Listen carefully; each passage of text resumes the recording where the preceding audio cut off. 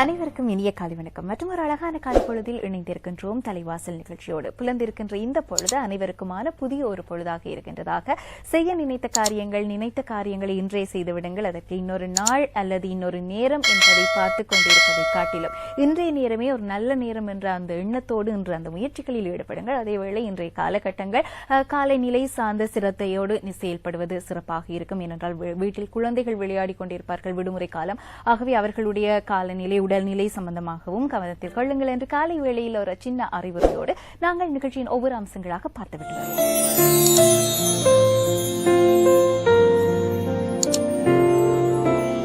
அடுத்த அம்சமாக யாவரும் கேளீர் பகுதிக்கு வந்தாயிற்று. யாவரும் கேளீரில் இன்று நாங்கள் எதை பற்றி பேசப் போகின்றோம் என்ற ஆர்வம் உங்களுக்கு இருக்கும். குறிப்பாக இந்த கிராமிய மரபுகள் என்றாலே அது பார்ப்பதற்கு மிகவும் அந்யோன்யமான ஒரு நெருக்கமான உணர்வை ஏற்படுத்துகின்ற அழகியலோடு இணைந்த இயற்கையோடு, முக்கியமாக இயற்கையோடு இணைந்ததான ஒரு வாழ்க்கை சூழல். அப்படியான இந்த கிராமிய மரபு பண்பாடுகள் இன்றைய காலகட்டத்தில் எப்படி பார்க்கப்படுகின்றது? அது மக்களுடைய புரிந்துணர்வில் எவ்வளவு தூரம் தாக்கம் செலுத்துகின்றது? சிதைக்கப்படுகின்றதா, வளர்க்கப்படுகின்றதா? இப்படியான பல்வேறு விடயங்களை நாங்கள் பேசுவோம் அல்லவா? 4 பேர் சேர்க்கின்ற போது இன்றைய தினம் யாவரும் கேளீர் அது தொடர்பான ஒரு காத்திரமான கலந்துரையாடலை உங்களுக்கு எடுத்துச் செல்ல காத்திருக்கின்றது. நிகழ்ச்சிக்குள் நுழையலாம்.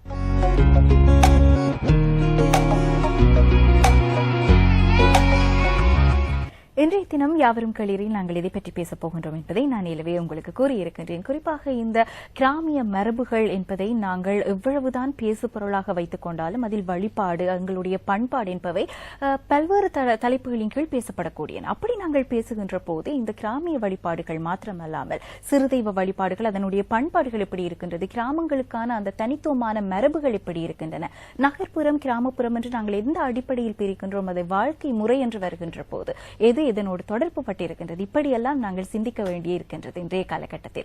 அப்படியாக இன்று பேசுவதற்கு எங்களோடு ஒரு அதிதி இணைந்திருக்கின்றார். அவரை பற்றி கூறுவதானால் மட்டக்களப்பு பெரிய போரைதீவு அருள்மிகு முத்துவிநாயகர் ஆலயம் ஸ்ரீ பத்ரகாளி அம்மன் ஆலயங்களின் பிரதம குரு, விஸ்வ பிரம்மாதீன பீடாதிபதி ஆச்சாரிய பண்டித அருட்கவியரசு விஸ்வ பிரம்மம் காந்தன் குருக்கள் அவர்களோடு தான் இன்றைய தினம் நாங்கள் கலந்துரையாடப் போகின்றோம். வணக்கம் சாமி. வணக்கம். குறிப்பாக நானும் ஏலவே கூறியிருக்கின்றேன், இந்த கிராமிய மரபுகள், இந்த கிராமிய மரபு பண்பாடுகள் இன்றைய காலகட்டத்தில் சிதைக்கப்படுகின்றது என்ற ஒரு வாதமும் இருக்கின்றது சமூக மட்டத்தில். அதேவேளை இல்லை, அவை இன்று வரை போற்றப்படுகின்றது, அவற்றின் பெருமை தெரிந்து அவற்றை பேணுகின்ற மக்களும் இருக்கின்றார்கள், அவை வளர்க்கப்பட்டுக் கொண்டுதான் இருக்கின்றது என்ற வாதத்தை கூறுபவர்களும் இருக்கின்றார்கள். ஆக இது 2 விதமான விவாதத்திற்கான ஒரு பொருளாக இருக்கின்ற போது அதனுடைய ஆழமான கருத்து மக்களுக்கு புலப்பட வேண்டும். அப்படி இருந்தால்தான் அவர்களால் அது தொடர்பாக விளங்கிக் கொள்ள முடியும். அந்த அடிப்படையில் முதலாவதாக நான் நினைக்கின்றேன், கிராமிய மரபு பண்பாடு என்றால் என்ன என்ற அந்த விளக்கம் இருக்குமானால் மக்களுக்கு இலகுவாக இருக்கும். நாங்கள் எதை பற்றி பேசப் போகின்றோம் என்பதை புரிந்து கொள்வதற்காக அதை பற்றி கூறுங்களேன். முதற்கண் கண்மணி எந்தாயிட்ட கட்டளை சிரமே தாங்கி கண்மணி யானை என்னை கருதினேன் காளிதேவி, விண்மலை போல எந்தன் சொல்மலை சிந்தக் கண்டு கண்மணி தாசன் என்னை காத்திடு ஏரூர் போரூராளே என்று நாயேனை சதா வழிநடத்துகின்ற ஏறாவூர் மாங்காட்டுக்காளியையும் பெரிய புரதீவு தட்சணாகாளியாகிய அந்த பத்ரகாளி அம்பாளுடைய திருவடித் தாமரைகளையும் முத்துவிநாயகப் பெருமானுடைய திருவடித் தாமரைகளையும் இறைகின்ற தாய் தந்தையர்களையும் என் குருமார்களையும் முதற்கண் மனமொழிமைகளால் வணங்கி இந்த பணிக்கு வருகின்றேன். உண்மையாகவே சகோதரி அவர்கள் கேட்ட இந்த விஷயம் இன்றைய காலத்தின் ஒரு தேவை, அதுவும் அவசரமாக தேவை. ஏனென்றால் கிராமியம் என்றால் கிராமம், அந்த கிராமத்துக்கு ஒரு அழகான மனம் இருக்கிறது. பொதுவாக சொன்னால் நெல் வாசம் என்று சொல்வார்கள், பால் மனம் என்று சொல்வார்கள். இப்படியெல்லாம் கிராமங்கள் இருக்கின்ற மனங்களை நுகர்ந்து போகும்போதுதான் பல விடயங்களை நாங்கள் எங்களுக்குள்ளே ஆழ்ந்து பார்க்கின்ற உணர்வு எங்களுக்குள்ளே வரும். ஏனென்றால் பண்டைய காலம் முதல் இன்றைய காலம் வரை கிராமங்கள் கிராமங்களாக இருந்திருக்கிறது, இருந்தும் வருகின்றது. சில சந்தர்ப்பங்களில் இந்த நாகரிகம் என்ற ஒரு போர்வைக்குள்ள கிராமங்கள் சிக்கப்படுகின்றது. அந்த சிக்கலுக்குள் அவர்கள் வெளியே வர முடியாத அளவுக்கு அந்த நாகரிகம் அவர்களை அழுத்தி போட்டு, அதுக்கு இன்றைய சூழல், அடுத்தது மெட்டுமித்தனமான கல்வி, இவைகளெல்லாம் கிராமங்களுக்குள்ள பூந்து சிதைக்கின்றன. பொதுவாக அந்த கிராமங்கள் என்றால் உலக நாடுகளிலேயும் கிராமங்கள் இருக்கிறது. அமெரிக்கா, லண்டன், எல்லா நாட்டுகளிலும் ஒவ்வொரு கிராமங்களும் இதுக்குள்ளே இருந்து கொண்டிருக்கிறது. அங்கும் இந்த பண்டைய வழிபாட்டு முறைகள் சிதைப்படாமலே இருந்து கொண்டிருக்கிறது. அதுபோல அதை விட்டாலும் நம்முடைய இலங்கை நாட்டில் நமக்கு அடுத்த நாட்டை தேவையில்லை. இலங்கை நாட்டை பொறுத்த வரையிலும் சிங்கள பெருமக்கள், பௌத்தர்கள் அல்ல சிங்கள பெருமக்கள், இந்துக்கள் அல்ல தமிழர்கள், இவர்கள் 2 பேருமே பண்டைய சிறுதெய்வ வழிபாடுன்னு சொல்லுகின்ற அவருடைய குலதெய்வ வழிபாட்டிலே வழிபாடு செய்து கொண்டே இருக்கிறார்கள்.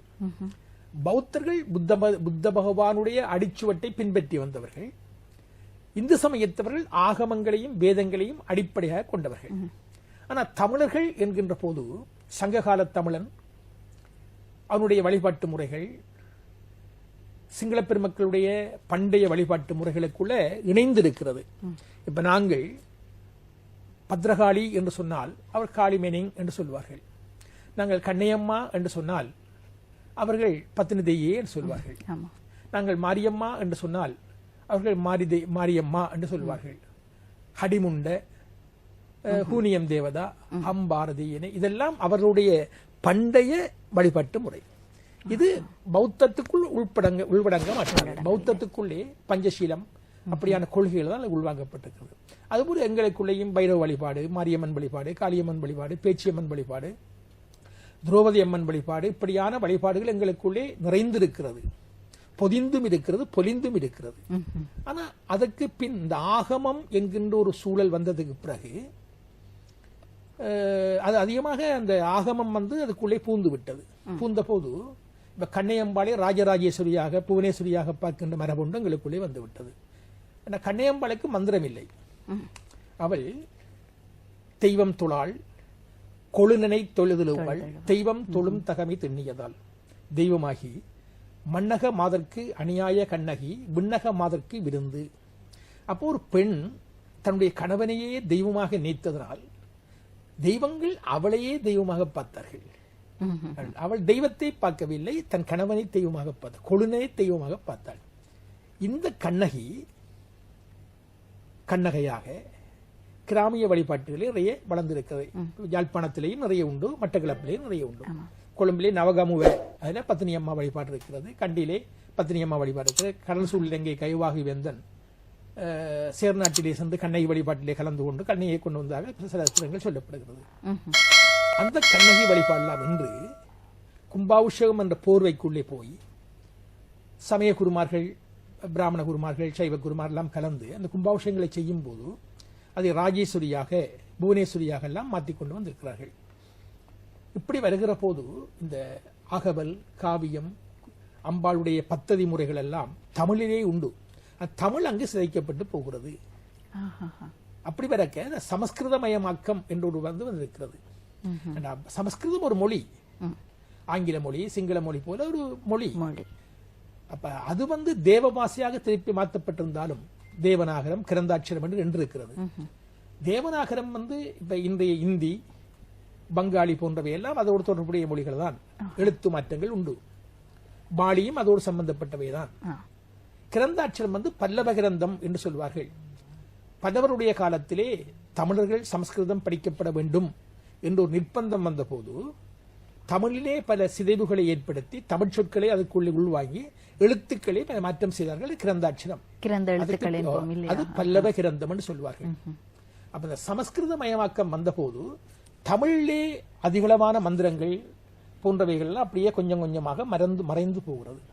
தமிழ் இருக்கிற ஒலியும் கொஞ்சம் சொல் இருக்கின்ற ஒரு கவர்ச்சியும் தமிழிலே அப்படி இல்லை என்ற ஒரு உணர்வு எனக்கு வந்திருக்கிறது. தமிழ் உருக்கும் மொழி, உள்ளத்தை உருக்கும் மொழி. இப்ப திருவாசகம் எல்லாம் உள்ளத்தை உருக்கும் மொழி.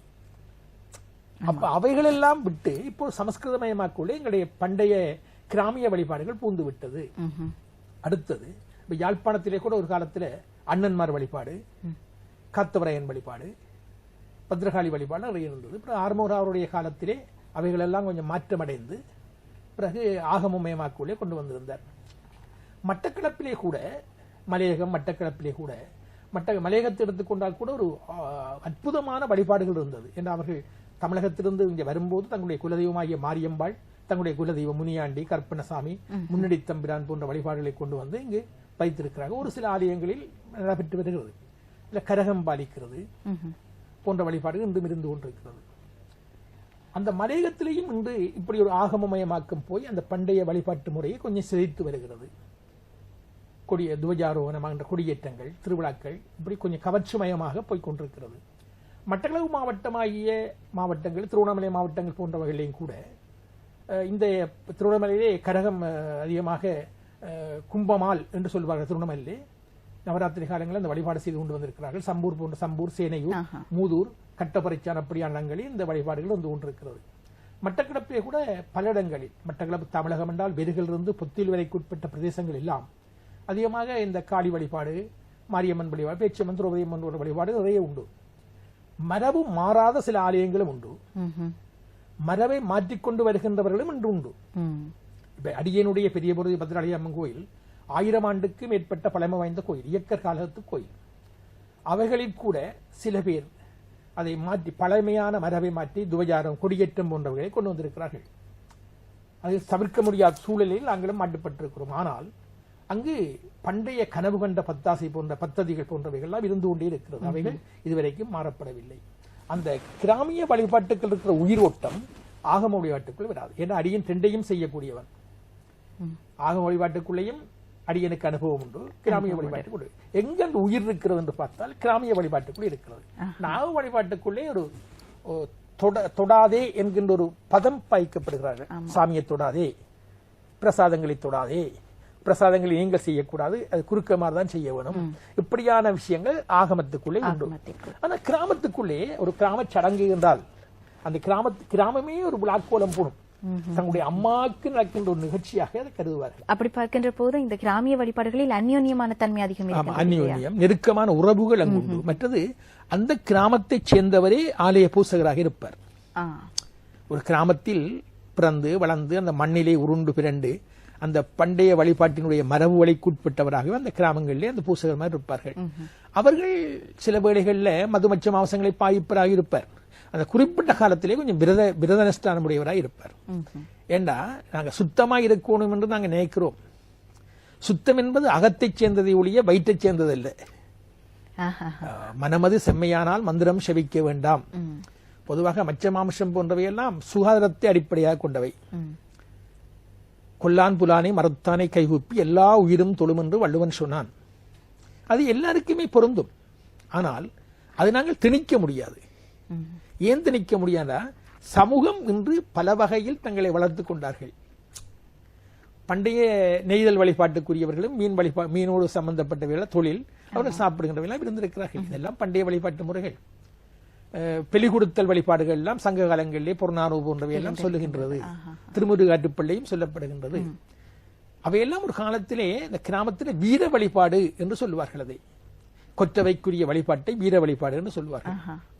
அப்ப இந்த வழிபாடுகள் சமகாலத்திலே ஆகமயத்துக்குள்ள வந்த போது என்றால் சுகாதாரத்தை பேணுதல் என்று உண்டு, கொல்லான் புலானை ஒரு உயிரை கொல்லக்கூடாது என்று உண்டு. இப்படி அவையெல்லாம் கொண்டு வந்து இப்ப தற்போது கிராமங்களிலேயும் அந்த நிலைகள் தவிர்க்கப்பட்டிருக்கிறது. இருந்தாலும் அந்த கிராமத்தில் இருக்கிற பூஜை முறைகள் ஓரளவு நடந்து கொண்டே இருக்கிறது. இப்ப நாம சொல்ல வருகின்ற விஷயம் என்னென்றால், கிராமத்தில் இருக்கிற இந்த வழிபாடுகள் சிதைந்து விட்டால், ஏன்னா ஒரு ஆலயம் வந்து ஒரு கிராமத்தை கட்டி காக்கின்றது. ஒரு ஊர் தான் ஒரு ஆலயம். அந்த ஊர் மக்கள் எங்க கூடுவார்கள் என்றால் ஆலயத்தை தான் கூடுவார்கள்.